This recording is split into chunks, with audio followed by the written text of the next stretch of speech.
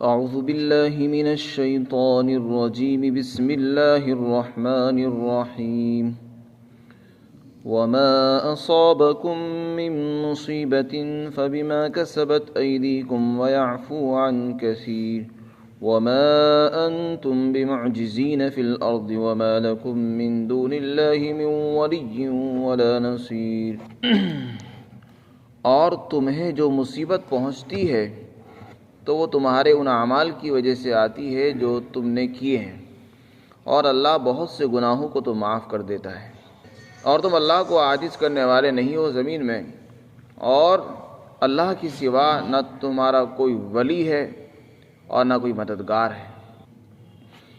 فرمایا اللہ تعالیٰ نے اس دنیا کے اندر انسان کو بہت سی تکلیفیں، مصیبتیں، پریشانیاں، ٹینشنیں آتی ہیں۔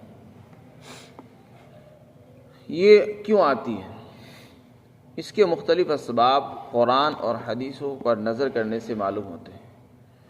انہی اسباب میں سے ایک سبب یہاں پر اللہ تعالیٰ نے بیان فرمایا ہے۔ انسان کو جو مصیبتیں پہنچتی ہیں ان میں سے ایک سبب ہے گناہ۔ انسان جو بدعمالیاں کرتا ہے اور اللہ کی نافرمانی کرتا ہے، اس کی کرتوتوں کی وجہ سے بہت سی مصیبتیں اس کو آتی ہیں۔ یہاں پر اللہ تعالیٰ نے جہاں یہ بتایا کہ تمہاری مصیبتوں کا ایک سبب تمہارے بدعمالیاں، تمہارے گناہ ہیں، وہیں ساتھ ساتھ یہ بھی بتا دیا کہ اللہ تعالیٰ بہت سے گناہوں کو تو معاف کر دیتا ہے، ان پر پکڑ نہیں فرماتا۔ تمہیں تمہاری بدعمالیوں کی اور گناہوں کی جو سزا تم کو ملتی ہے وہ تو بہت کم گناہوں کی ملتی ہے۔ سب گناہوں پر اللہ تعالیٰ دنیا میں سزا نہیں دیتا اور نہ مصیبتیں بھیجتا ہے۔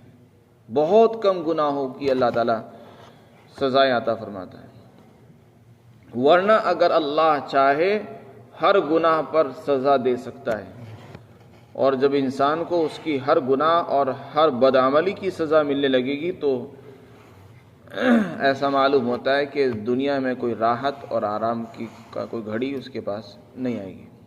وہ ہر گھڑی اور ہر لمحہ مصیبت میں رہے گا۔ آج کے وقت میں ہر انسان جو پریشان ہے وہ اپنے سب گناہوں کی وجہ سے نہیں ہے۔ ہر انسان یہ کہتا ہے کہ میں پریشان ہوں، روزانہ پریشان ہے۔ جب قرآن یہ کہہ رہا ہے کہ ہم ان کے سب گناہوں پر پکڑ نہیں فرما رہے، اس سے اندازہ لگایا جا سکتا ہے کہ ہمارے گناہ کس قدر ہیں۔ ہمارے بہت کم گناہ ہیں جن کے اوپر ہماری پکڑ ہوتی ہے اور ہمیں ان کی سزا ملتی ہے۔ اگر اللہ سب گناہوں پر پکڑ کرنے لگے تو کوئی لمحہ ہمیں سکون کا حاصل نہیں ہو سکتا۔ تو گناہوں مصیبتوں کے آنے کا ایک سبب ہے گناہ۔ اسی طریقے سے بہت سی روایت میں یہ بھی ہے، اللہ کے رسول صلی اللہ علیہ وسلم نے ارشاد فرمایا، اللہ تعالیٰ اپنے بندے کو کوئی درجہ، کوئی مرتبہ، کوئی مقام دینا چاہتے ہیں، لیکن بندہ اپنے عمل اور اپنی کوشش سے اس مرتبے اور درجے کو حاصل نہیں کر سکتا، تو اللہ تعالیٰ وہاں تک پہنچانے کے لیے اس کو مصیبت میں ڈال دیتے ہیں۔ چنانچہ وہ مصیبت اسی پر آ جاتی ہے، کبھی جان کی مصیبت، کبھی مال پر، کبھی اولاد میں مصیبت آ جاتی ہے، اولاد مر گئی یا مال کا نقصان ہو گیا، جان کا نقصان ہو جاتا ہے۔ پھر اس کو صبر دیتے ہیں، وہ صبر کرتا ہے۔ تو جب وہ اس مصیبت پر صبر کرتا ہے تو وہ اپنے امتحان میں کامیاب ہو جاتا ہے، تو اللہ تعالیٰ پھر اس کو اس درجے پر پہنچا دیتے جہاں اس کو پہنچانا چاہتے ہیں۔ تو اس سے معلوم یہ ہوا کہ بہت سی مرتبہ انسان پر جو مصیبتیں آتی ہیں وہ ہماری ترقی درجات کے لیے آتی ہیں۔ ہمیں جو مصیبتیں پہنچتی ہیں ضروری نہیں ہے کہ وہ سب گناہوں کی وجہ سے ہی آ رہی ہوں، اس کا ایک دوسرا سبب درجات کی ترقی بھی ہوتی ہے۔ تو اگر ہمیں کوئی مصیبت، کوئی بیماری، کوئی پریشانی آ رہی ہے، اس میں بھی ہمارے لیے عافیت ہی ہے کہ اللہ تعالیٰ ہمارے درجات کو بلند فرما رہے ہیں۔ ایک سبب یہ بھی، تو ایک سبب ہے گناہ، دوسرا سبب ہے درجات کی بلندی۔ ایک تیسرا سبب بھی احادیث پر نظر ڈالنے سے معلوم ہوتا ہے۔ اللہ کے رسول نے فرمایا کہ کسی مومن مرد اور کسی مومن عورت کو جب مصیبت پہنچتی ہے اور وہ اس پر صبر کرتا ہے تو قیامت کے دن جب وہ آئے گا تو اس کے ذمے کوئی گناہ باقی نہیں رہے گا، تو اس کے ذمے کوئی گناہ باقی نہیں رہے گا۔ اس سے پتہ چلتا ہے کہ انسان پر جو مصیبتیں آتی ہیں وہ گناہوں کی معافی کے لیے بھی آتی ہیں، اس لیے کہ گناہوں کی جو تکلیف آخرت میں ہمیں پہنچنے والی ہے، گناہوں کی جو سزا آخرت میں پہنچے گی وہ بہت سخت ہے، اسے ہم برداشت نہیں کر سکتے۔ تو اللہ تعالیٰ اپنے بندوں پر رحم فرماتا ہے اور وہ یہ چاہتا ہے کہ بس ان کو دنیا ہی میں جو دینا ہے بس یہی نمٹا دوں، اور ان کو جو تکلیفیں پہنچانی بس یہی پہنچا دیتا۔ تو مسلمانوں پر جو مصیبتیں پہنچتی ہیں وہ ان کے گناہوں کی تلافی، گناہوں کی معافی کے لیے ہوتی ہے۔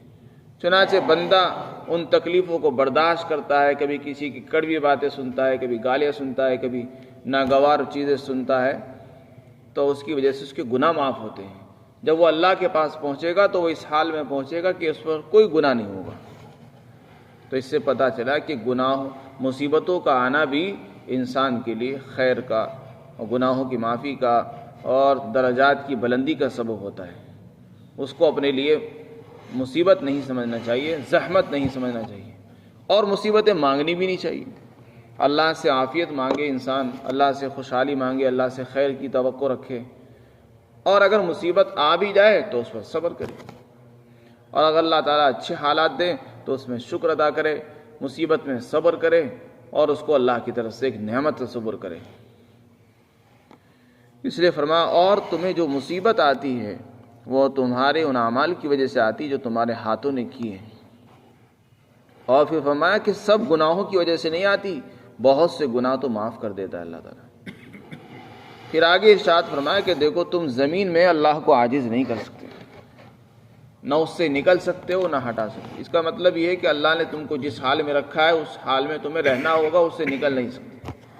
اور ایک مطلب یہ بھی کہ تم گناہ کرو اور اللہ سے بچ کے نکل جاؤ، ایسا بھی نہیں ہو سکتا، اللہ کی پکڑ سے باہر نہیں ہو سکتے۔ وَمَا لَكُم مِّن دُونِ اللَّهِ، فرمایا اللہ کے سوا تمہارا کوئی مددگار، کوئی حمایتی نہیں ہے۔ تم سمجھتے ہو کہ فلاں آدمی ہمارا مددگار ہے، فلاں ہمارا ساتھ دیتا ہے، کوئی نہیں۔ اللہ کی سوا نہ تمہارا کوئی مددگار ہے، حقیقی مدد اللہ کی طرف سے ہوتی ہے، حمایت اللہ کی طرف سے ہوتی ہے، اس لیے اسی سے امید رکھنی چاہیے اور اسی سے مدد کی بھی توقع رکھنی چاہیے اور مانگنی بھی چاہیے۔ تو اللہ تعالیٰ نے جہاں یہ بات بتائی ہے کہ انسان کو گناہوں سے بچنا چاہیے، ورنہ ان کی بدعمالیوں کی وجہ سے بہت سی مصیبتیں اس کو آتی ہیں، وہیں اپنی قدرت کو بھی بیان فرمایا۔ اللہ تعالیٰ سمجھ بوجھ عطا فرمائے اور گناہوں سے بچنے کی توفیق نصیب فرمائے۔